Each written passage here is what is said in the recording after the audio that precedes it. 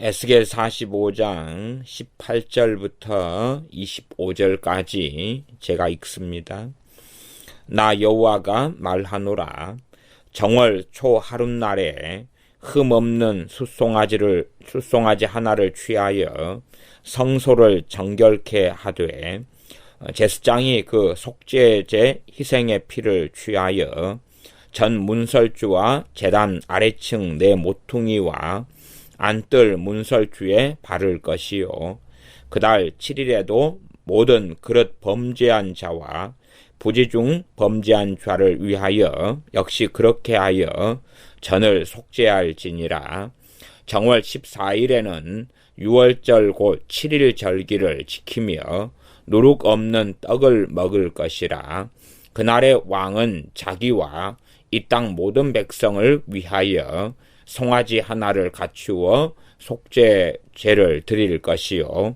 또 절기 7일 동안에는 그가 나 여호와를 위하여 번제를 갖추되, 곧 7일 동안에 매일 흠없는 숫송아지 7과 수양 7이며 또 매일 수염소 하나를 갖추어 속죄제를 드릴 것이며, 또 소제를 갖추되 숫송아지 하나에는 밀가루 한 에바요, 수양 하나에도 한 에바며 밀가루 한 에바에는 기름 한 흰씩이며 7월 15일 절기 7일 동안에도 이대로 행하여 속죄제와 번제며 그 밀가루와 기름을 드릴지니라. 아멘. 새롭게 하나님께서 명령하시는 성전을 지은 다음에는 하나님께 절기들을 지킬 때에 특별히 에스겔 45장 18절부터 24절까지는 절기들 가운데 핵심 포인트로서, 첫째는 정월 초 하룻날 1월 1일이죠. 1월 1일 날에 성소를 정결케 하고, 다시 1월 7일 날에도 다시금 반복하여 성소를 깨끗하게 하고 정결케 해라. 그리고 그렇게 성소를 정결하게 하는 것을 2번을 반복하고, 그 다음 21절에 정월 14일 1월 14일에 유월절을 지켜라. 그리고 25절에 7월 15일 절기 7일 동안을 지켜라. 7월 15일 절기는 초막절이라 그럽니다. 초막에서 7일 동안에 광야 세월 동안 초막에 지냈던 것을 기념하는 등의 여러 의미를 가지고 있는 그러한 초막절, 다른 말로 하면 장막절을 지내라. 그렇게 특별히 에스겔서에서 하나님께서 비전으로 환상으로 보여주신 성전, 이 성전을 건축하고 지은 다음에 절기들 가운데 특별한 이 절기로서 유월절과 초막절이 나오면서 그 앞에는 성소를 깨끗하게 하고 정결하게 하는 일을 2번을 반복하는 것에 대하여 나와 있습니다. 우리는 모세오경 등을 통하여서 구약시대에 하나님께서 말씀하신 절기들이 이것보다 훨씬 더 많이 있었다는 것을 압니다. 또한 에스겔서의 절기가 이렇게 성소를 정결케 하는 1월 1일과 1월 7일 그리고 1월 14일에 7일 동안에 지키는 유월절 절기, 그리고 7월 15일부터 7일간 지키는 초막절 절기만 나와 있다. 그리고 46장에 안식일과 월삭이 나와 있다. 그렇기 때문에 레위기 같은 데서 말씀하는 그러한 다른 다양한 절기들, 오순절, 칠칠절이라고 하는 오순절이라든지 나팔절이나 속죄일 같은 절기가 나와 있지 않기 때문에 그러한 절기는 나중에는 없어질 것이다. 그렇게 생각하면 곤란하겠습니다. 성경을 보는 관점은 그런 것이 아닙니다. 주님께서 나는 율법을 폐하러 온 것이 아니라 완성케 하러 왔다고 말씀하시고 율법의 1.1핵이라도 없어지지 아니하리라 그렇게 말씀하셨습니다. 그렇기 때문에 여호와의 절기라고 말하는 여러 절기들의 필요성은 반드시 있었던 것이고 그 절기들 통하여 하나님께서 말씀하시는 것은 반드시 있었다. 나아가서 성소 때의 번제단의 크기가 틀리고 성전 때의 번제단의 크기가 틀리고 번제단이 나중에 에스겔 선지자를 통해서 보여주시는 그러한 성전의 번제단의 크기가 틀리다. 그래서 그런 것만 해도 다양하게 변화되었기 때문에 뒤에 것이 나오면서 앞에 것이 폐해진 것은 아니라 하는 것을 우리가 생각하고 기억해야 됩니다. 그 가운데 이제 이렇게 특별하게 에스겔 선지자를 통하여서 여러 절기들 가운데 몇 절기만 다루는 그러한 중요성에 대하여 우리가 새롭게 인식을 하는 것은 꼭 필요하겠다 하는 것입니다. 일단은 구약시대 절기들을 몇 가지를 짚고 넘어가는 게 필요할 것 같습니다. 구약성경 레위기 23장을 가겠습니다. 레위기 23장에 보면 여호와의 절기라 해서 절기들이 나와 있으니 간략하게 여러 절기들을 살펴보겠습니다. 레위기 23장입니다. 23장 1절부터 제가 읽어갑니다. 여호와께서 모세에게 일러 가라사대 이스라엘 자손에게 고하여 이르라. 너희가 공포하여 성회를 삼을 여호와의 절기는 이러하니라. 여호와의 절기를 너희가 지켜라. 이 여호와의 절기는 무엇을 삼아야 된다고 말씀하냐 그러면 성회를 삼아야 된다. 성회란 말은 우리가 꽤 익숙한 말입니다. 부흥회 할 때에 부흥성회 이렇게 합니다. 부흥성회.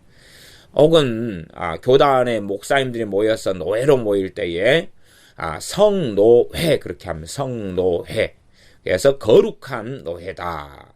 그리고 노회에서 또한 총대를 파견하여서 총회로 모일 때는 총회 그러기도 하지만 일반적으로 성총회 그렇게 하면 성총회. 그래서 성회인데 총회로 모이는 성회다 그 말이고 성회인데 노회로 모이는 성회다 그 말입니다. 성회는 거룩한 모임이다. 거룩한 모임이 되려면 하나님 앞에서 모여야지만이 거룩한 모임이 되는 것입니다. 하나님 앞에서 모이는 것. 실제로 제가 노회들을 참석해 보면 목사님들의 노회 모임이 좋을 때는 좋지만 싸우고 다툴 때는 또 치열하게 싸우고 다투는 현장들을 간혹 경험을 합니다. 또한 예배 시간에 핸드폰을 받거나 그러면 예배드리는 전혀 그러한 예의가 아니지요. 그러나 목사님들의 이 성노회라고 하는 곳에서는 목사님들은 빈번하게 전화 걸고 자고 잡담하고 들락날락 거리고 하는 여러 가지 행동들을 합니다. 그러면서 성노회라 그러면은 욕 얻어먹을 일이 되어지지요. 교회 교인들에게 하지 말라는 행동들을 목사님들끼리 모여서는 다 하고 지냅니다. 그건 참 곤란한 일이 되겠지요. 어쨌든 간에 이 여호와의 절기의 핵심은 뭐냐 그러면 23장 2절에 성회로 삼을 여호와의 절기는 이러하니라. 그러니 우리가 얼마 전에 지금 에스겔서를 하고 있습니다. 에스겔서 가운데 절기가 몇 개가 45장, 46장에 걸쳐 나와 있는데 이러한 에스겔서의 말씀은 지금 이런 레위기 같은 말씀을 전제로 해가지고 말씀하는 것입니다. 전혀 무엇을 모르는 사람들에게 하시는 말씀이 아니고 이미 전제로서 최소한의 여호와의 절기들을 알고 있는 사람들에게 하시는 말씀이지 새롭게 말씀하면서 여호와의 절기들 앞에 배웠고 앞에 말씀했던 것들은 다 잊어버려도 돼, 다 몰라도 돼, 이것만 알면 돼, 그런 것이 아닙니다. 그런 게 절대 아닙니다. 어떤 의미로 한다면은 학생으로서 학교에서 수업 시간을 한 학기를 열심히 배운 다음에 마지막으로 선생님이 요약해주고 요점 정리해주고 시험에 이게 중요하게 나올 수 있어. 그리고 해주는 그러한 요점 정리다. 이런 의미로서 특별히 에스겔서 45장, 46장에 나오는 절기들에 대한 말씀을 우리가 이해할 수 있겠습니다. 그러나 하나님 말씀에서의 요점 정리라는 것은 제가 비유를 사용하는 학생들에게 선생님이 하는 요점 정리하고는 전혀 다른 것입니다. 전혀 다르다. 왜 다르냐 하면 말씀을 듣는 대상들이 틀리기 때문에 각 대상에 따라서 포인트, 중요한 점은 달라질 거라 하는 것입니다. 실업계 학교에서 선생님이 가르치는 수학과 인문계에서 가르치는 수학이 포인트가 다른 것처럼 그런 다름을 이해해야 됩니다. 그러나 어리석은 학생들은 선생님 요점 정리를 해주면 이것만 달달달 외우고 공부하면 그러면 좋은 성적이 나오겠지 하지만 결코 그렇지 않다는 것을 압니다. 전체를 잘 공부한 다음에 그 위에 요점 정리하는 포인트를 올려놓아야 되지, 기초나 뿌리나 이런 걸 다 뽑아버리고 없애버린 다음에 요점 정리다 혹은 이게 별표 이게 중요해 그것만 공부한다 해서 좋은 성적이 나오지는 않을 거다 그 말입니다.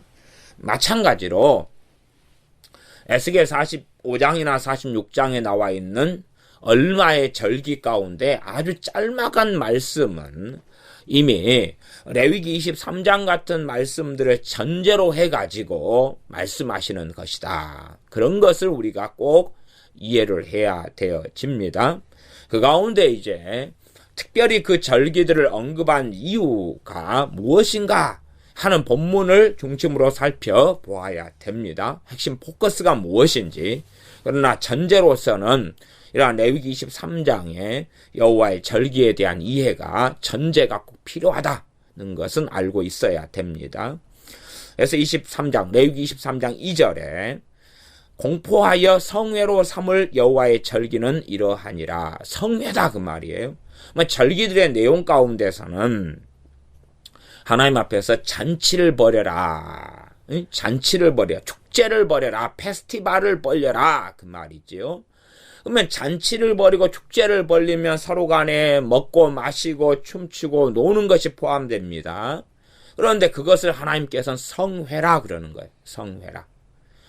우리 생각에는 하나님께 드는 성회는 결국은 예배로 귀결되는데 사도행전하고 끝날 때 주기도문 하거나 축도하고 설교하고 찬양하고 그 정도가 우리가 생각하는 성회의 개념, 예배의 개념입니다.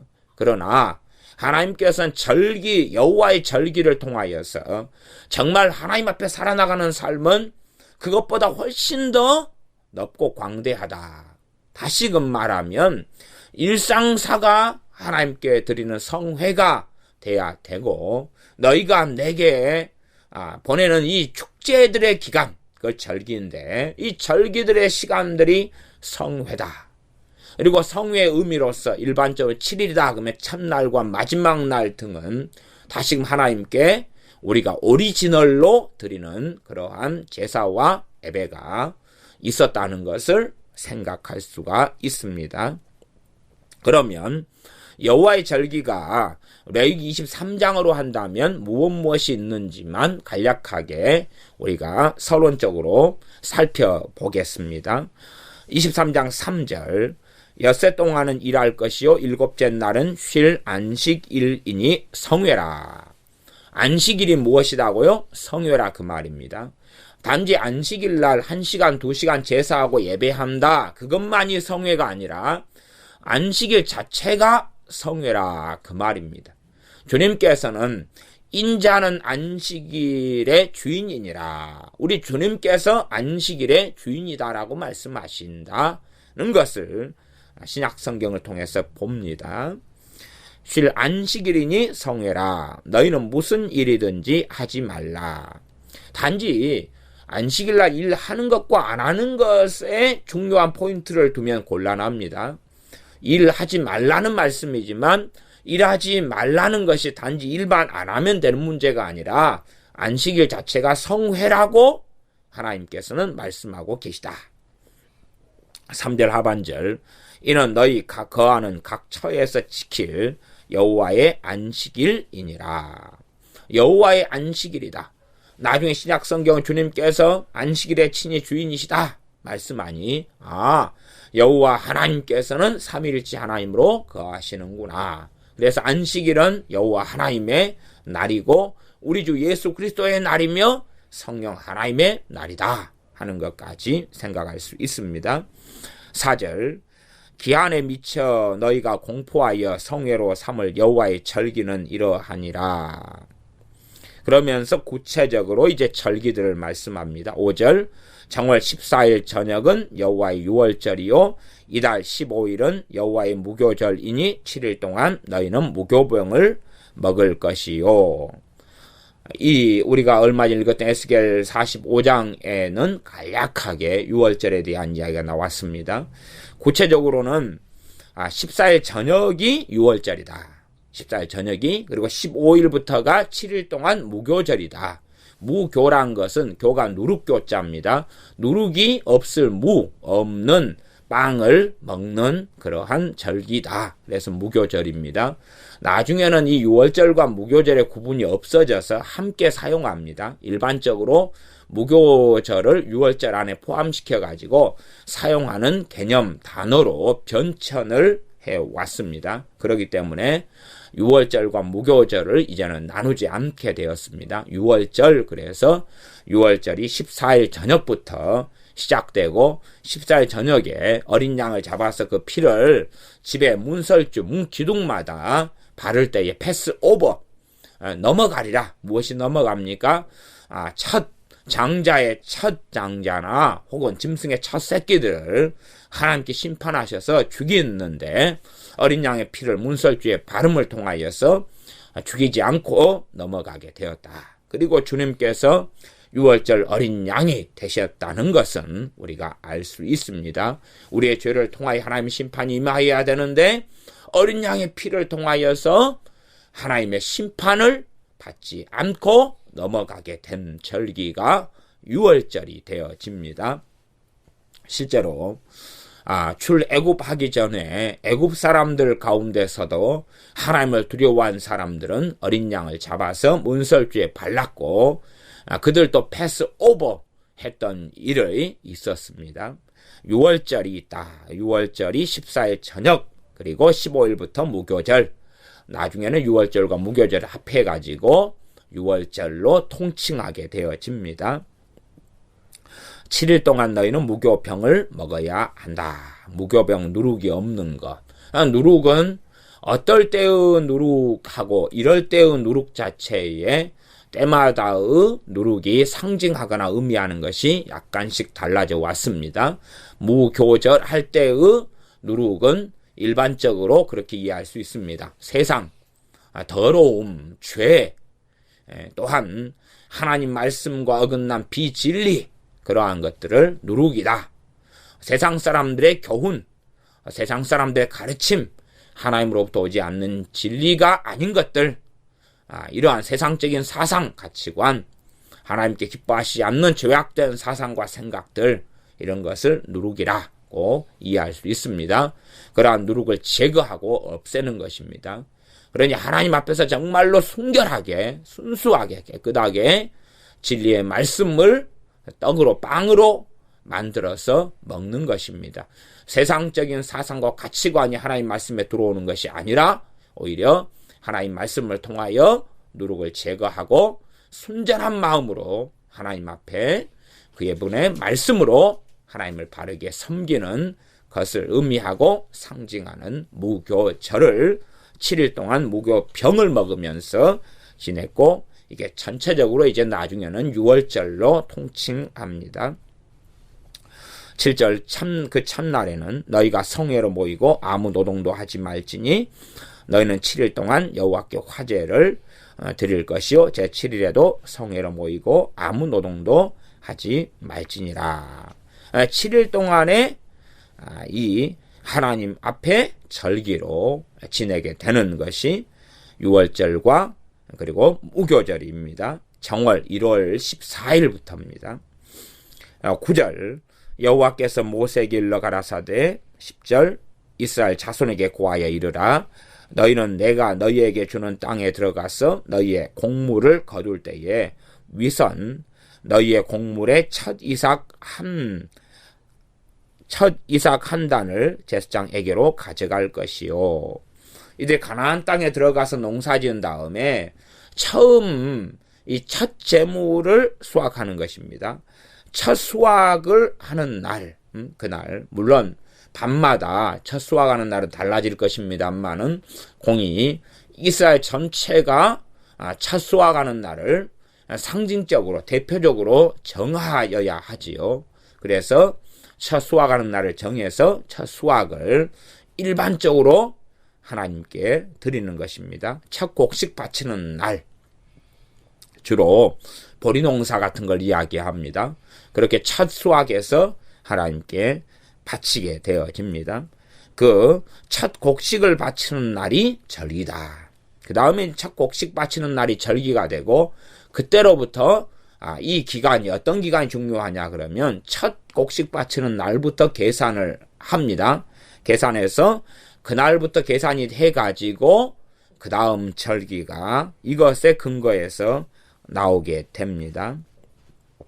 14절 읽습니다. 너희는 너희 하나님께 예물을 가져오는 그날까지 떡이든지 볶은 곡식이든지 생이삭이든지 먹지 말지니 이는 너희가 그 거하는 각처에서 대대로 지킬 영원한 규례니라. 15절 안식일 이튿날 곧 너희가 요제로 단을 가져온 날부터 세어서 7안식일의 수요를 채우고 7안식일은 안식일 7번 지내는 것입니다. 7, 그래서 그 다음 절기가 7.7절이 나옵니다. 안식일 7번 하면 7 곱하기 7이면 49일이 지납니다. 49일 지난 다음 날을 50일째 되는 날이다. 그럽니다. 그래서 그날을 7.7절로 보내고 다른 말로 50일에서 오순절로 보냅니다. 순자가 10순자지요. 50일째 되는 날. 첫 곡식을 하나님께 드린 날부터 해서 7번 안식일을 지낸 그 다음 날 16절 제7안식일 이튿날까지 합 50일을 계수하여 새 소재를 여호와께 드리되 이제 첫 수확을 시작한 다음에 그 다음에 50일째 되는 날에 하나님께 절기로 보냅니다. 이게 오순절 7.7절입니다. 레위기 45장에는 이 7.7절 다른 말로 오순절은 나와 있지 않았습니다. 오순절 때에 사도행 2장에 성령님께서 강림하시는 것을 우리가 압니다. 그러니 오순절의 핵심은 우리 주님의 십자가를 통하여서 이 첫 열매 되시는 우리 주 예수님으로 인하여 그 다음에 성령님께서 우리 주 예수님의 십자가를 근거로 하여서 믿는 자들에게 임하시는 그러한 것을 보여주는 절기가 오순절이 되겠습니다. 간략하게 개론적으로만 살피니 절기들의 구체적인 것까지는 나아가지 않습니다. 그렇게 하고 이제 24절로 넘어갑니다. 레위기 23장 24절에 이스라엘 자손에게 고하여 이르라 7월 곧 그달 1일로 안식일을 삼을지니 이는 나팔을 불어 기념할 날이요 성회라. 7월 1일 날이 성회다. 이 날이 여호와의 절기 중에 하나인데 7월 1일 날이 나팔을 부니까 이 날을 나팔절이라고 이야기합니다. 나팔절이라고 이야기합니다. 근데 일반적으로 유래력으로 한다면은 이 나팔절을 7월 달을 새해 첫날로 봅니다. 그래서 새해 첫날 우리로 한다면 이 구정이 되겠죠. 음력 구정의 절기와 같이 보내기도 합니다. 나팔절이 7월 1일 날이다. 그날에 나팔을 불어서 성회로 모이라 한다. 7월 10일 날이 27절에 나와 있습니다. 7월 10일 절기는 속죄일이다. 속죄일, 죄를 속하는 날입니다. 하나님께 죄를 고하고 회개하며 하나님께 용서받는 날입니다. 하나님께 회개하고 하나님께 용서받는 날, 하나님께 죄를 고백하고 속죄하고 하나님께 엎드리고 하나님께서 용서해 주시고, 그날이 1년 가운데 7월 10일 날이었습니다. 이 날의 속죄일입니다. 에스겔 45장과 46장에는 지금 7월 1일 날 8절하고 7월 10일 속죄일하고 그 앞에 있는 첫 이 곡식을 드리는 절기와 또한 7 안식일을 지난 다음에 77, 49, 그 다음 50일 날 되는 오순절이나 칠칠절은 45장, 46장에는 없었습니다. 없었다는 것이 이제는 안 지켜도 된다, 그런 이야기가 아니라 그랬습니다. 그런 이야기가 아니고 에스겔 45장, 46장에 하나님께서 특별하게 그 절기들을 뽑아내어서 특별한 메시지를 선지자를 통하여서 전하시려고 그러합니다.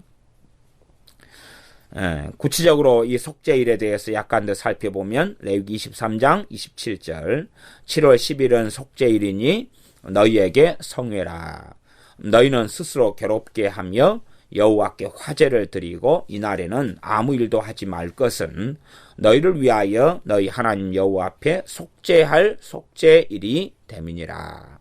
이날에 스스로 괴롭게 하지 아니하는 자는 그 백성 중에서 끊쳐질 것이라. 7월 10일 날 스스로 괴롭게 하면서 때로 금식하고 하루를 금식하고 하나님 앞에 회개하며 엎드리는데 그렇게 하지 아니하면 끊어질 것이라고 하나님의 선언합니다. 유감스럽게 그럼에도 불구하고 유대인들 이스라엘 사람들은 이 속죄일을 제대로 지켜오지 않았던 것을 우리가 압니다. 하나님의 엄정한 말씀에도 불구하고 하나님의 이 말씀을 사실상 조롱하는 삶을 이스라엘은 오랫동안 살아왔습니다. 심지어 30절에 보면 이날에 속죄일입니다. 누구든지 아무 일이나 하는 자는 내가 백성 중에서 멸절시키리니, 그렇게 멸절시키리니. 다시 이제 34절로 넘어갑니다. 이스라엘 자손에게 고하여 이르라. 7월 15일은 초막절이니 여호와를 위하여 7일 동안 지킬 것이라. 초막절을 34절은 특별하게 뭘로 말씀하냐 그러면 여호와를 위하여 지켜라. 그럼 여호와를 위하여 지켜라. 그럽니다. 여호와 하나님을 위하여 지켜라. 그 절기가 초막절이다. 초막절은 초막에서 지내는 기간이다 하는 이야기입니다. 35절은 유사하게 첫날에는 성회가 있을지니 너희는 아무 노동도 하지 말지며 36절 7일 동안에 너희는 화제를 여호와께 드릴 것이요 제 8일에도 여호와께 성회가 될 것이라. 이렇게 첫날, 그 다음 7일 지내고 그 다음 8째 날도 성회를 지내고 아무 노동도 하지 말아라. 37절 이것들은 여호와의 절기라. 너희는 공포하여 성회를 삼고 번제와 소제와 희생과 전제를 각각 그날의 여호와께 화제로 드릴지니 이는 여호와의 안식일 외에 너희의 헌물 외에 너희의 모든 서원 예물 외에 너희의 모든 낙헌 예물 외에 너희가 여호와께 드리는 것이니라. 그러면서 다시 이제 그 초막절에 대한 설명을 얼마간 더 합니다. 여호와의 절기 이야기를 레위기 23장을 통해서 여러 절기에 대해서 간략적으로 살펴보았습니다. 다시 에스겔 45장으로 넘어갑니다. 45장 18절입니다. 나 여호와가 말하노라. 정월 초 하룻날에 흠없는 숫송아지 하나를 취하여 성소를 정결케 하되. 아마 여호와의 절기 가운데 지금 없는 이야기구나 하는 것을 알 수가 있습니다. 1월 1일 날 성소를 정결케 하는 일은 지금 없었던 일입니다. 나아가서 20절 보면 그달 7일에도 1월 7일 날 모든 그릇 범죄한 자와 부지중 범죄한 자를 위하여 역시 그렇게 하여 전을 속죄할지니라. 하나님께서 중요시 여기는 포인트가 속죄구나. 죄를 속하는 것이 그렇게 중요하구나. 죄가 속함받지 않으면 하나님께 설 수 없구나. 죄가 하나님께로부터 깨끗함을 얻어야 되는구나. 또한 이 성소에서 하나님께 죄를 속하는 통로가 됐던 장소가 성소입니다. 성소에서 분향하고 성소 앞에 제단을 쌓아서 그 제단에서 희생 제물을 하나님께 번제나 화목제, 속죄제, 속건제 이런 것으로 하나님께 드려왔습니다. 또한 성소 안에는 더 지극히 거룩한 지성소가 있었고 거기에 속죄판이 있으며 속죄판이 있는 그것이 바로 법궤였습니다. 하나님의 언약이 있는 십계명이 있는 돌판이 있었고 거기에 과거에는 만나던 항아리와 아론의 쌍난지팡이가 들어가 있었습니다.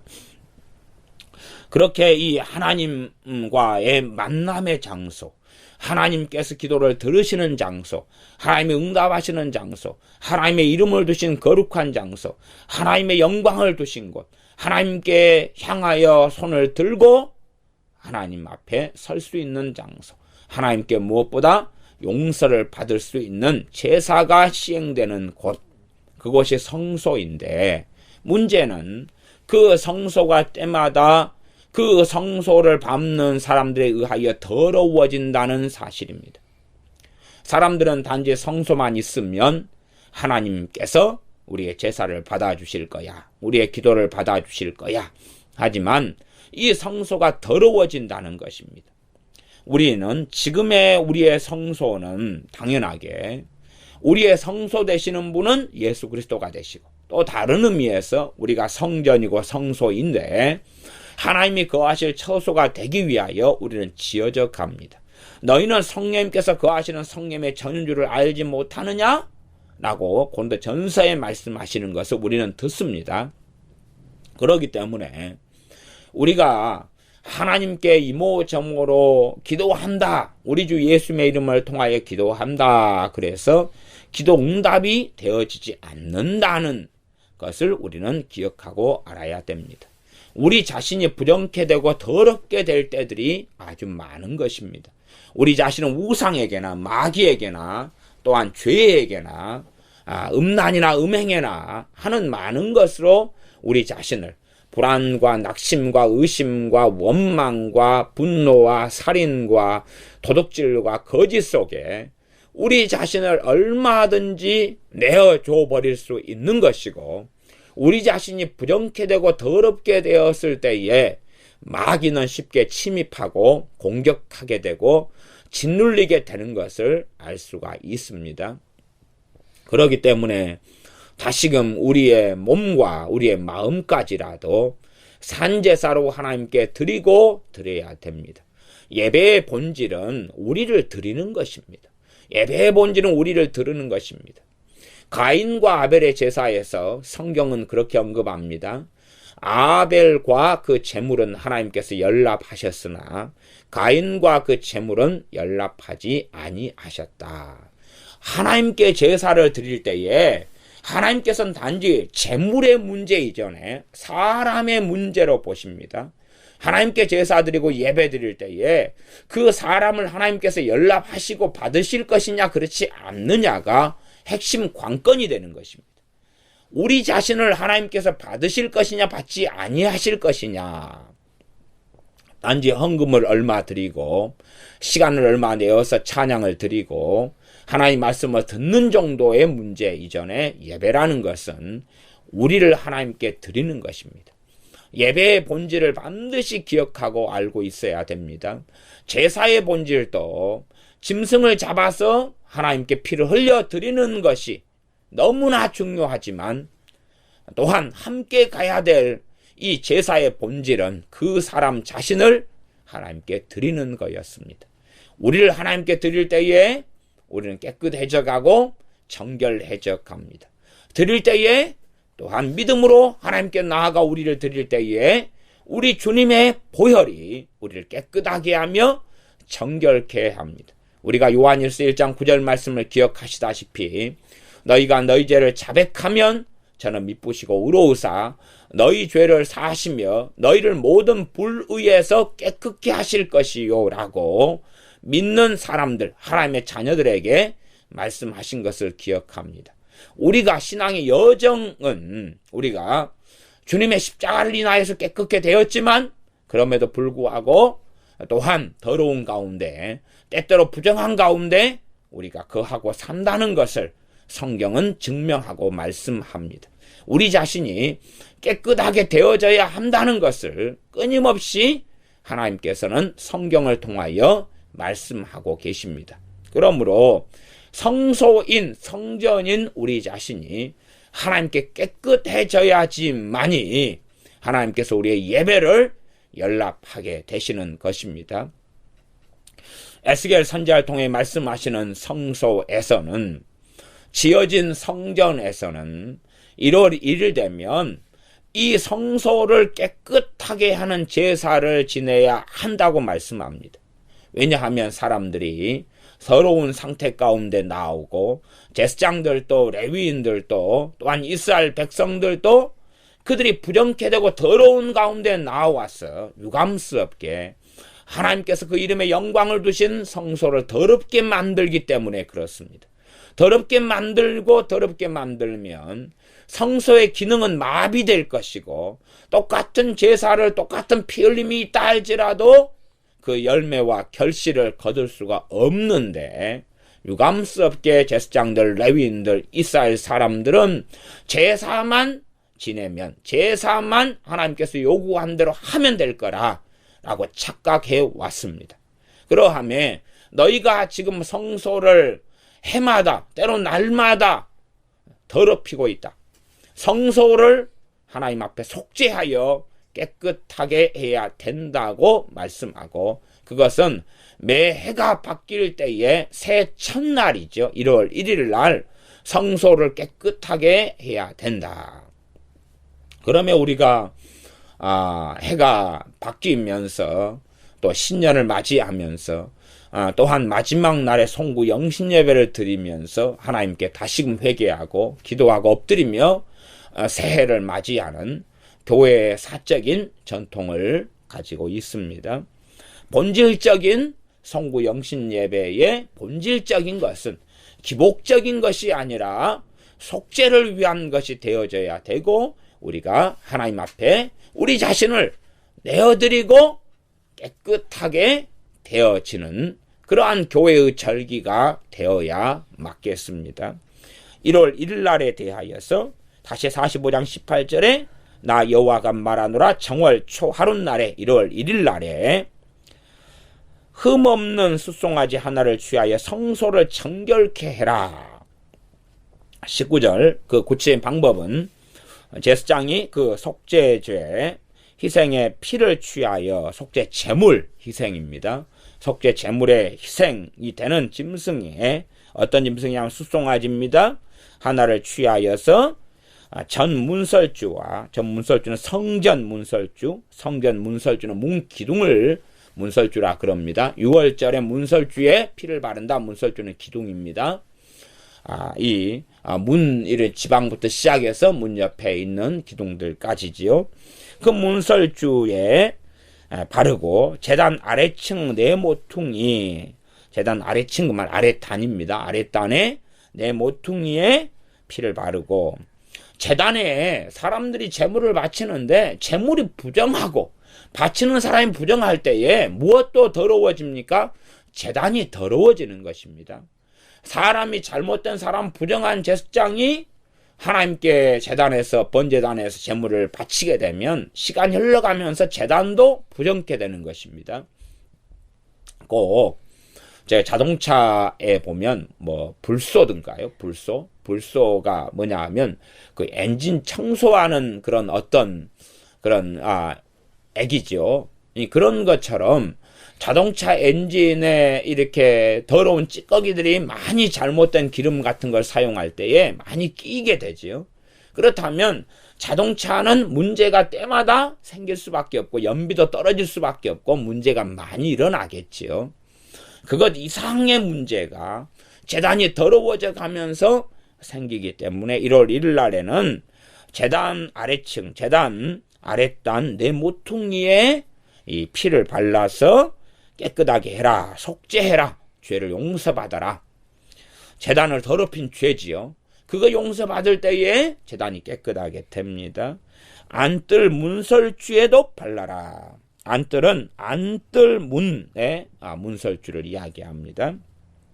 20절 그달 7일에도 그렇게 해라. 1월 1일 날 한 것으로서 충분하지 않다는 것입니다.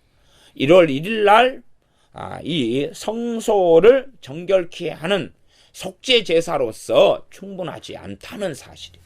그만큼 새 시대가 되었고 새로운 성전을 짓는다 할지라도 사람의 부패함은 변하지 않고 사람의 악함은 변하지 않습니다. 그러하며 우리가 깨끗함을 하나님께 얻지 아니하면 어찌 하나님 앞에 설 수 있겠는가 하는 것입니다. 우리가 우리의 죄가 깨끗함을 얻고 속죄가 일어나는 것은 성경을 통해서 볼 때에 가장 놀라운 복이며 가장 놀라운 하나님의 인자하심이며 가장 놀라운 하나님의 사랑이 되어집니다.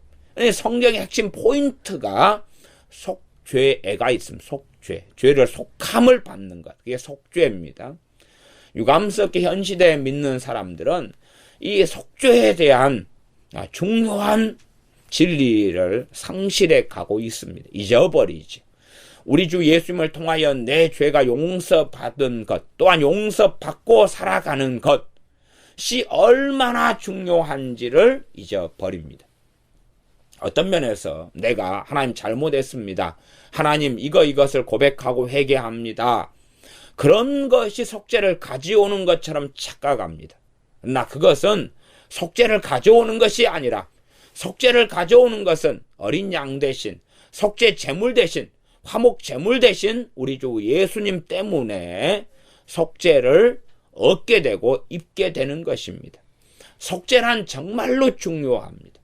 속죄의 중요성을 알 사람들은 자신의 죄의 무게를 아는 사람들이며 자신의 힘과 자신의 노력으로는 결코 자신의 죄들을 용서받을 수 없다는 것을 하나님 앞에서 깨닫고 있는 사람들, 그런 사람들이 무엇보다 주님을 통한 용서의 가치와 무게와 중요성을 알고 어떤 죄인인 여자가 향유 옥합을 주님의 발 앞에 붓고 머리털을 씻었던 것처럼 그리하여 이 여자가 용서받은 게 많으니 나를 사랑함이 많다고 주님께서 말씀하시는 것처럼 그렇게 우리의 속죄의 어린 양 되신 주님을 사랑하게 되어집니다.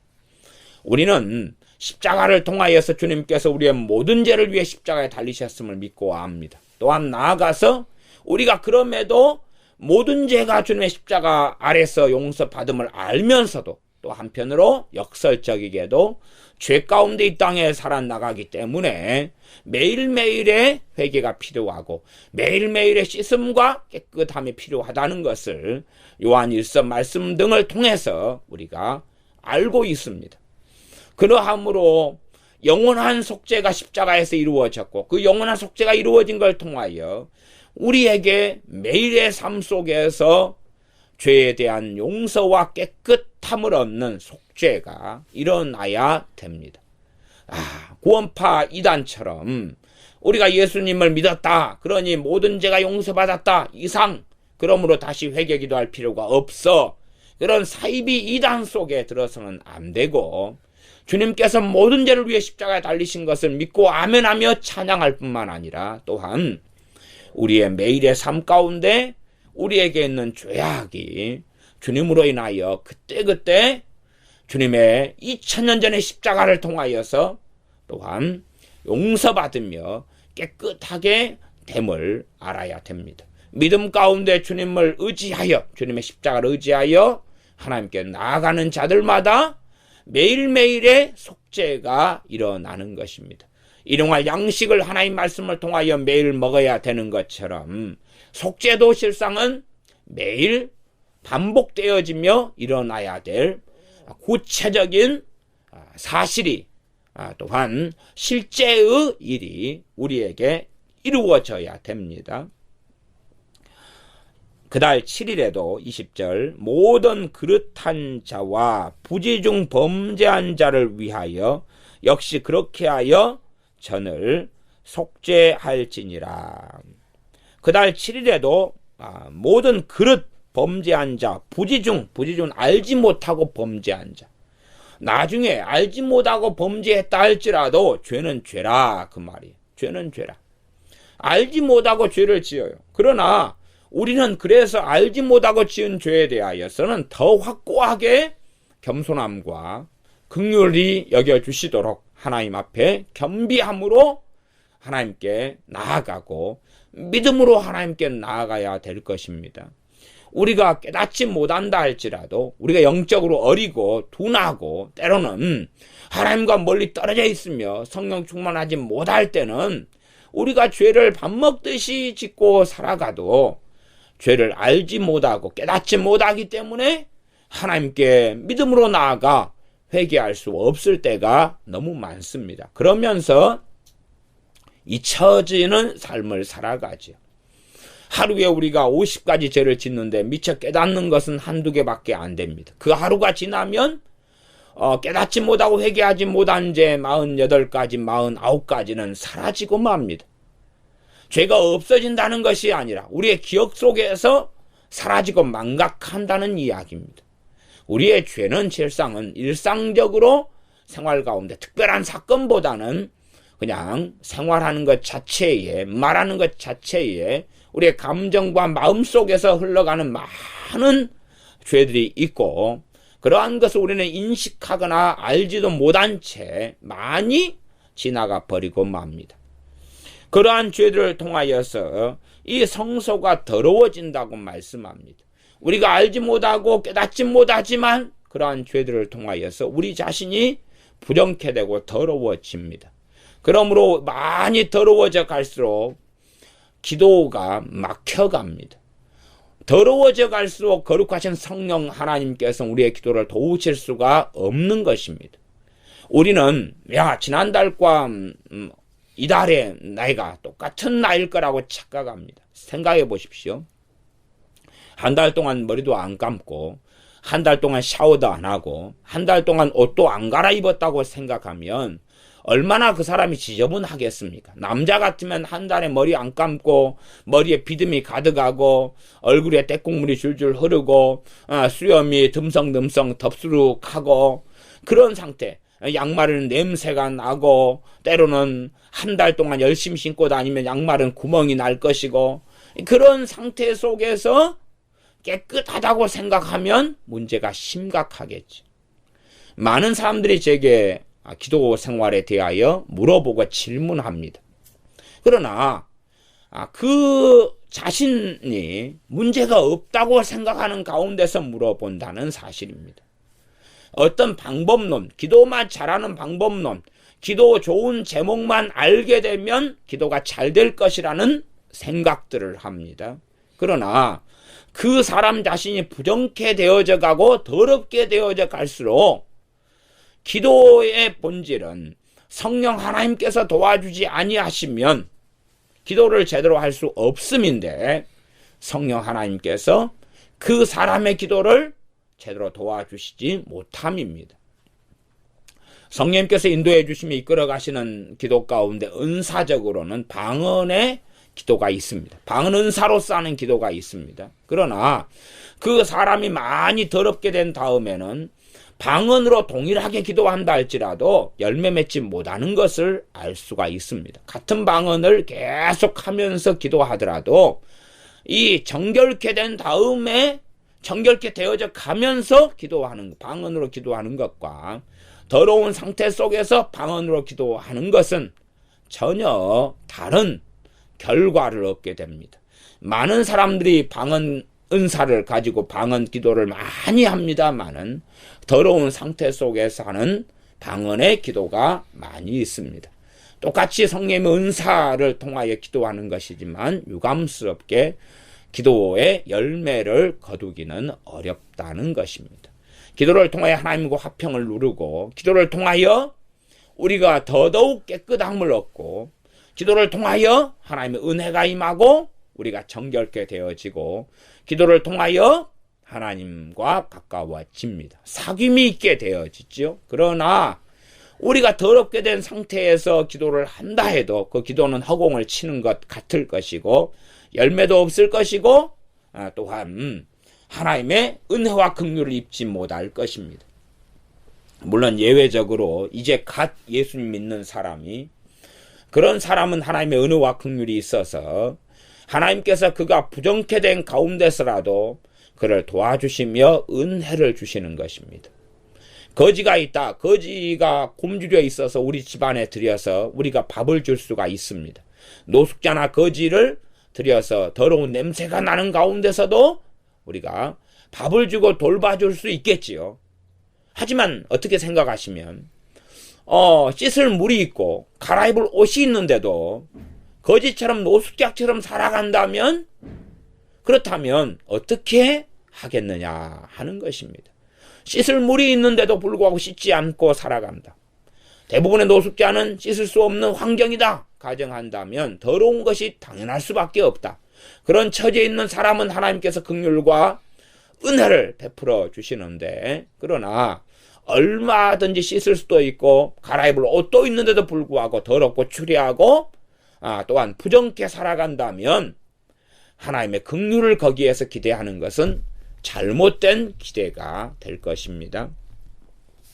그래서 그달 1월 7일 날에도 동일하게 성소를 정결하게 해야 된다고 말씀합니다. 그만큼 이 하나님의 거룩한 이름을 둔 영광을 둔 성소에서 제사장들이 하나님을 섬김에도 불구하고 제사장들도 얼마나 부지불식간에 죄를 짓기 쉽고 또한 제물을 드리는 많은 사람들이 잘못된 제물, 잘못된 마음, 잘못된 생각, 잘못된 믿음, 잘못된 삶 그러면서도 자신의 잘못을 정말로 뉘우치고 회개하고 하나님 앞에 제사 드리기보다는 오히려 기복적으로 혹은 자기의 의롭게 생각하는 자기 의 속에 들어가서 하나님께 제사하는 어리석은 일들이 아주 많다는 것입니다. 그렇기 때문에 이 성소가 아주 더러워져 갑니다. 그러니 한 번만으로 성소를 정결케 할 수 있었던 것이 아니었기 때문에 다시 1월 7일 날에도 성소를 정결케 하라고 말씀하면서 20절에 그달 7일에도 모든 그릇 범죄한 자와 부지 중 범죄한 자를 위하여 역시 그렇게 하여 전을 속죄할지니라. 그러면 알면서 죄를 지었다. 그럼 하나님께 나와서 철저히 회개하면서 하나님께 제사를 드려야 되겠지요. 그러나 문제가 되는 이 죄가 알지 못하고 지은 죄가 문제가 되는 것입니다. 알고 지은 죄야 더 심각한 문제가 되는 건 당연합니다. 그러나 그거 죄인 줄 아니까 이제 자신이 각자가 하나님 앞에 처리해야 되겠지요. 그러나 아는 죄만이 문제가 되는 것은 아니라는 이야기예요. 모르고 지은 죄 그리고 시간이 흘러가서 잊혀지고 사라지고 묻혀진 죄라 해서 하나님 앞에 문제가 안 되는 것은 아닙니다. 성경에서 신약 성경에서는 그 양심이 이 죄에 대하여 책망하지 않는 사람은 복이 있다 말씀합니다. 하지만 믿음이 성장하고 성숙한 사람의 양심과 처신자 어린아이의 신앙을 가진 사람의 양심은 당연히 다른 것을 압니다. 하나님의 말씀을 통하여 훈육받은 사람의 양심과 세상 속에서 살아가는 사람의 양심은 전혀 다른 것을 압니다. 도둑놈의 양심과 정직한 사람의 양심은 전혀 다른 것처럼 다를 수밖에 없습니다. 하나님의 사도가 이야기하는 것은 정말로 하나님 앞에서 깨어 살아가는 사람의 양심에 대하여 그 사람의 양심이 자신을 책망할 것이 없는 사람, 그 사람은 담대하게 하나님께 나아갈 수 있다고 말씀하지요. 구약시대에도 그렇고 지금도 그러합니다. 우리가 참으로 알지 못하고 지은 죄들이 하나님 앞에 나아가는 길을 많이 가로막는다는 것을 기억해야 됩니다. 우리가 알지 못하고 우리 양심이 지적하거나 우리가 아직 깨닫고 있지 못하다 그렇기 때문에 괜찮다 그러는 것은 아닙니다. 말하자면 어떤 차이가 있냐 하면 초등학교 1학년 아이가 중학교 1학년 공부를 모르는 것은 하나님께서 연약함을 받아주시고 인내해 주시는 문제가 될 것입니다. 그러나 중학교 1학년인데 초등학교 1학년 것을 모른다. 그러면 그것은 긍휼히 여기거나 인내해 줄 문제가 아니게 됩니다. 다르다 그 말이에요. 고등학교 1학년인데 초등학교 것을 제대로 모른다. 그러면 인내해 줄 문제가 아닙니다. 그러나 초등학교 6학년인데 중학교 1학년 것을 모른다. 인내해 줄 수 있어요. 또한 초등학교 6학년인데 6학년 거나 5학년 것을 모른다. 그래도 어느 정도 인정해 줄 수 있고 용납해 줄 수 있겠지요. 그런데 초등학교 6학년인데 유치원 것도 모른다. 그러면 그건 심각한 문제가 되어집니다. 그런 것처럼 모르고 지은 죄에 대해서도 각기 다름은 알고 있어야 됩니다. 그럼에도 불구하고 모르고 지은 죄니까 죄가 안 된다고 착각하는 사람들은 정말로 어리석은 사람들입니다. 하나님 앞에서 말씀을 통하여서 우리가 잘 양육되어지지 않는다면 우리는 죄인지도 알지 못한 채 스스로 떳떳하게 생각하며 담대하게 살아갈 것입니다. 하나님의 말씀으로 깨달아지지 않는 사람들, 깨닫지 않는 사람들, 말씀을 사랑하지 않는 사람들은 죄를 제대로 알지 못합니다. 단지 세상 사람들의 가치관과 똑같아서 그들 관점에서만 죄를 생각하니 하나님 앞에 당당하게 기도도 하고 나아가지만 하나님의 들으심을 받을 수는 없습니다. 많은 예수 믿는 사람이 신앙 연수가 5년, 10년, 20년, 30년이 됐는데도 불구하고 하나님의 말씀을 통하여 죄를 제대로 깨달아 가지를 않습니다. 죄를 제대로 알지를 못합니다. 현 시대, 현 교회, 현 믿는 사람들의 가장 큰 문제점 중에 하나는 죄가 무엇인지를 잘 모른다는 것입니다. 비상적인 죄. 죄가 무엇인지를 알지 못해서 죄의 심각성을 알지 못하는 것에 있습니다. 그러니 죄보다는 하나님께로부터 무엇을 얻을 것인가, 하나님께로부터 무엇을 받을 것인가, 그런 데만 초점을 두고 살아갑니다. 그건 잘못된 것입니다. 그래서 에스겔 45장 18절부터의 핵심 포인트는 속죄라는 단어입니다. 속죄. 죄를 속해야 한다. 죄가 무엇이고 또한 죄 가운데서도 심지어 1월 7일 날에는 모든 그릇 범죄한 자와 부지 중 범죄한 자. 그릇은 의도하지 않고 그런 말로도 번역할 수 있습니다. 의도하지 않고 범죄한 자와 부지 중에는 의도하지 않고 하고 좀 다른데 모르고 그 말이에요. 모르고 범죄한 자. 그 다음에 의도하지 않고 범죄한 자. 의도하지 않았는데 시간 지나면 깨닫기가 쉽겠지요. 아차차. 그리고 깨달을 수도 있겠습니다. 부지 중 모르고는 그냥 지나가는 경우도 아주 많을 것입니다. 범죄한 자를 위하여 역시 그렇게 하여 전을 속죄할지니라. 그러면 알고서 죄를 지은 사람들이 그 죄를 하나님께 회개하지 않았을 때 그들을 위해서 1월 7일 날 속죄가 일어나는 것이 아닙니다. 알면서 고의적으로 죄를 지으면서 그러면서 우리를 위해서도 1월 7일 날 속죄가 되어지는구나 생각하면 안 됩니다. 그들을 위해서 이 성소가 속죄되는 것이 아닙니다. 속죄는 그래도 최소한 어느 정도 누구를 위해서냐 그러면 그릇 범죄한 자, 의도하지 않고 범죄한 사람과 부지 중 모르고 범죄한 사람을 위하여서 이 성소를 다시금 속죄하는 것이지 의도하고 고의로 죄를 지은 사람들을 위해서 그러는 것이 아닙니다. 이런 사람들은 하나님께 개인적으로 나와서 속죄제로 하나님 앞에 엎드려야 되고 회개해야 되는 것입니다.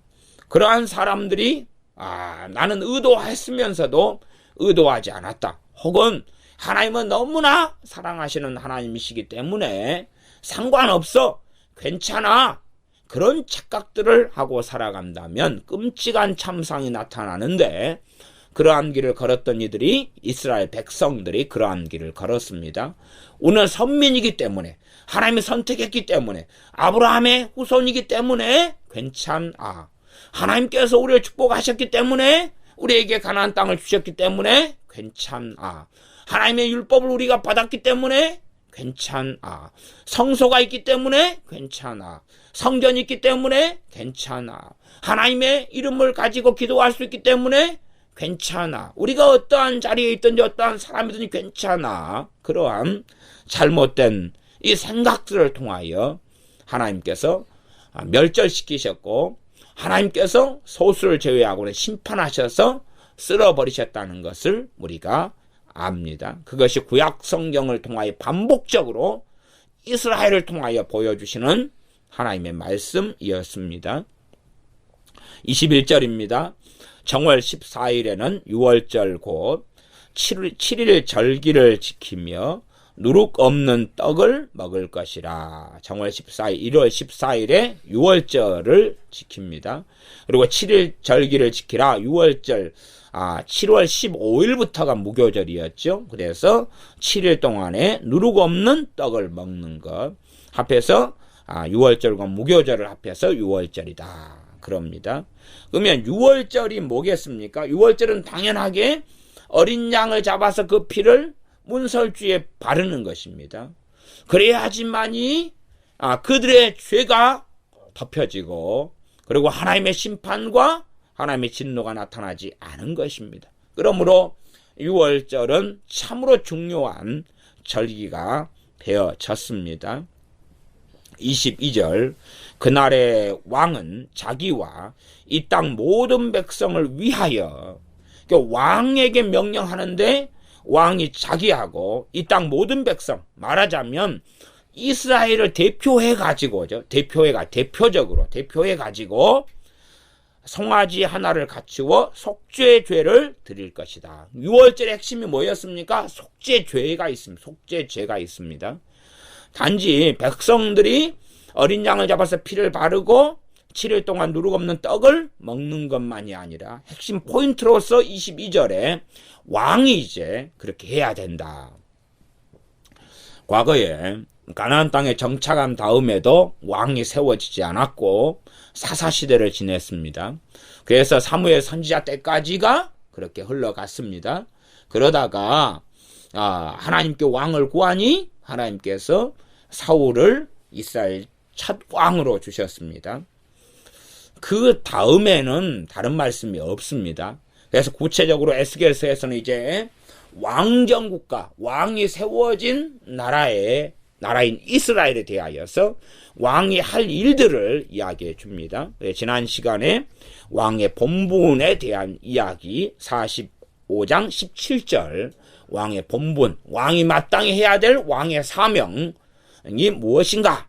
그것은 17절, 번제와 소제와 전제를 절기와 월삭과 안식일과 이스라엘 족속의 모든 정한 절기에 드리는 것이 왕의 본분이다, 왕의 사명이다 하는 것을 우리가 살펴보았습니다. 그냥 내가 권력자니까, 내가 왕이니까 내 마음대로 하는 거다, 그게 아니라 왕이 지켜야 될 왕의 본분, 왕의 사명을 하나님이 규정하고 계십니다. 그리고 왕이 하나님께 받을 땅에 대한 이야기도 앞에 45장에 있었습니다. 그리고 왕이 이제 유월절에 해야 될 것이 22절, 그날의 왕은 자기와 이 땅 모든 백성을 위하여 송아지 하나를 갖추어 속죄제를 드릴 것이다. 그러면 생각해 보십시오. 왕이 자기와 이 땅의 모든 백성을 위하여 속죄제를 안 드리는 왕이 있을 거 아니에요. 안 드리면 속죄가 정상적으로 이루어집니까? 이루어지지 않습니까? 이루어지지 않는다는 걸 알 수가 있어요. 이제 유월절이라도 속죄가 정상적으로 이루어지지 않을 거예요. 하나님의 말씀에 불순종하게 되니까.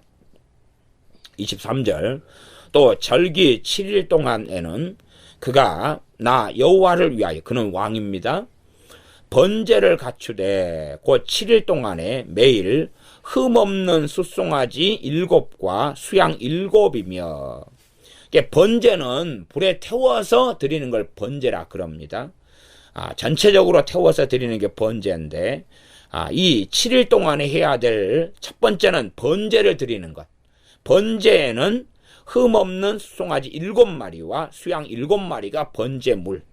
두 번째는 또 매일 수염소 하나를 갖추어 속죄죄를 드려야 한다. 그러니 7일 동안에 번제도 수송아지 7과 수양 7으로 드리고, 그 다음에 수염소는 한 마리씩 해가지고 매일 한 마리씩의 속죄제를 드려야 되고, 24절 소제, 또 소제를 갖추되. 그러니 번제, 속죄제, 소제가 매일마다 7일 동안의 6월절에는 있었어야 한다. 이것을 왕이 자기와 백성들을 위하여서 하나님께 번제, 속죄제, 그리고 소제를 드려야 한다고 하나님 명령하고 계십니다. 24절, 또 소제를 갖추되, 소제는 곡식으로서 하나님께 드리는 제사를 이야기합니다. 숫송아지 하나에는 밀가루 한 에바요. 에바라는 것이 우리식으로 한다면 약 22리터가 에바가 되는 것을 지난 시간에 말씀드렸습니다. 그래서 숫송아지 하나에는 밀가루 22리터인 한 에바를 추가해서 드리고, 수양 하나에도 한 에바고, 밀가루 한 에바에는 기름 한 흰씩 하나님께 바쳐야 한다. 한 흰은 얼마쯤 되냐 그러면 이 6분의 1 밭이 됩니다. 6분의 1 밭. 한 흰은 6분의 1 밭인데 한 밭이 22리터입니다. 한 밭도. 한 밭은 액체를 재는 이런 용량을 재는 용기입니다. 그래서 한 흰은 3.6리터 정도 됩니다. 그러니까 여러분이 물병으로 1.8리터짜리 물병이 있죠. 피트병으로 1.8리터짜리가 2개면은 3.6리터가 되겠습니다. 그러니 그러면 한 에바를 할 때에 기름이 한 흰씩인데 3.6리터니까 피트병 2개씩 정도 기름으로 하나님께 드려야 되는구나 알 수가 있습니다. 그렇게 해서 이 6월절의 핵심은 번제와 속죄제와 소제입니다. 번제, 속죄제, 소제. 그리고 그 가운데 더 나아가 22절에는 송아지 하나를 갖추어 가지고 속죄제를 드리는 것입니다. 그러함에 제가 볼 때는 에스겔 45장 18절부터 25절의 핵심 포인트는 속죄라는 것을 발견할 수가 있습니다. 이 레위기 23장에 있는 여호와의 절기들에서 몇 가지만 이야기하면서 전혀 나와 있지 않은 성소를 정결케 하기 위한 속죄에 대한 1월 1일과 1월 7일이 제일 서두에 나와 있었습니다. 25절, 7월 15일 절기 7일 동안에도 7월 15일은 초막절을 지키는 것입니다. 7월 달에는 7월 1일 날 나팔절이 있었고 7월 10일 날 속죄일이 있었고 7월 15일에 이 초막절이 있었다는 것을 압니다. 7월 15일 날 절기 7일 동안에도 이대로 행하여, 이대로는 그 앞에 있는 말씀하고 똑같습니다. 똑같이 번제, 속죄제, 그 다음 소제로 그렇게 하는 것입니다. 속죄제와 번제며 그 밀가루와 기름을 드릴지니라 그렇게 말씀합니다. 그러니 이 정한 절기들을 통하여 하나님 앞에 드려야 될 것. 번제다 그러면은 이 짐승을 하나님께 태워서 드리는 화제가 번제인데, 그럼을 통하여 실제로 우리 자신을 하나님께 드리는 것이고, 나아가 속죄제를 통하여서 우리가 하나님께 희생하며 우리의 죄 때문에 죽으시며 또한 부활하신 주님을 의지하여서 하나님께 나아가 우리의 죄가 용서받는 것입니다. 소제도 첫 열매 되신 분이 누굽니까? 주님이십니다. 그러함에 소제가 상징하고 대표하는 것은 첫 열매 되신 우리 주 예수 그리스도를 말씀하는 것입니다. 그렇게 해서 우리의 삶 가운데 죄를 깨닫는 것, 또한 죄를 회개하고 죄가 용서받는 것, 또한 우리가 성전된 우리가 정결함에 깨끗함을 없는 가운데 하나님께 나아가는 것, 나아가 의도하지 않고 범죄하고 모르고 범죄했다 할지라도 하나님 앞에는 죄라는 사실, 그러함에 우리가 알지 못하고 깨닫지 못한 죄를 위해서도 회개하는 것이 필요한데, 그것은 좀 더 깊이 있는 그러한 이해가 필요한 말씀이 될 것입니다. 기도하겠습니다. 아버지 하나님, 우리가 하나님 말씀으로 연단되고 훈련되고 양육되지 아니하면 우리는 제대로 말씀을 통하여 죄를 알지 못하고 깨닫지 못하는 가운데 점점 자기 의 속에 빠져들고 나는 경건하다, 나는 거룩하다, 나는 올바르다 착각하게 되어집니다. 그러나 진리의 말씀을 통하여 우리가 더 조명되고 양육되고 훈육될 때에 얼마나 우리가 부패하고 악한지를 점점 발견해 가며 우리 주 예수 그리스도의 속죄에 대하여, 죽으심과 부활에 대하여, 그분의 피 흘리심에 대하여, 고난에 대하여 감사할 수밖에 없사온즉 우리가 주의 말씀을 통하여 죄를 깨달아 가게 하시며 죄를 가지고 믿음으로 주님께 나아가 우리의 죄들이 날마다 용서받는 속죄를 누리며 살게 하여 주시옵소서. 그러나 우리가 아무리 죄를 깨닫는다 할지라도 부지 중에 또한 알지 못하는 중에 무수히 많은 죄를 짓고 살아갑니다. 그러하오매 이러한 죄를 알지 못하고 깨닫지 못하지만 하나님께 나와 고백하고 회개하오매 용서하시며 우리를 깨끗게 하여 주시옵소서. 우리의 예배가 단지 우리가 시간이나 혹은 우리의 물질이 아니라 우리 자신을 하나님께 드리는 산제사로 드리는 예배, 또한 단지 예배 시간만이 아니라 절개 여러 날들 이상으로서 하나님께 성회로 모이는 것처럼 우리 자신으로 하나님께 예배하며 제사하는 날마다의 삶이 되게 하여 주시옵소서. 예수님의 이름으로 기도하옵나이다. 아멘.